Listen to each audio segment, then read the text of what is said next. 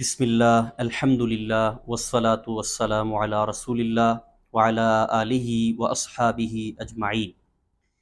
تسلسل کے ساتھ آپ احباب کے سامنے قرآن مجید کے حقوق میں بیان کر رہا تھا۔ قرآن مجید کے 4 حقوق اس سے پہلے آپ کے سامنے بیان کر چکا ہوں۔ نمبر 1 قرآن مجید پر ایمان لانا، نمبر 2 اس کی تلاوت کرنا، نمبر 3 قرآن مجید کو سمجھنا، اس کا فہم حاصل کرنا، اور نمبر 4 قرآن مجید کے مطابق عمل کرنا۔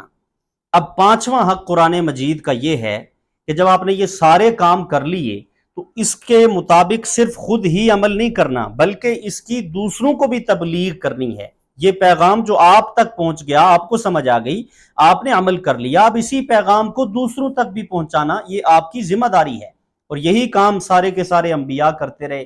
نبی علیہ السلام کو اللہ رب العالمین نے حکم دیا، یا ایھا الرسول بلغ ما انزل الیک من ربک، کہ اے نبی جو آپ کی طرف نازل کیا گیا، جو پیغامات آپ تک پہنچے ہیں، اب آپ نے یہ دوسروں تک بھی پہنچانے ہیں۔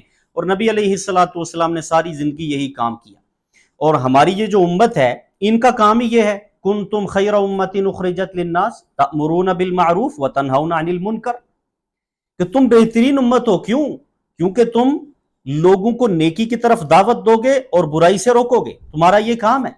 تو یہ تبلیغ کرنا، دوسروں تک پیغام پہنچانا ہر عام اور خاص کی ذمہ داری ہے۔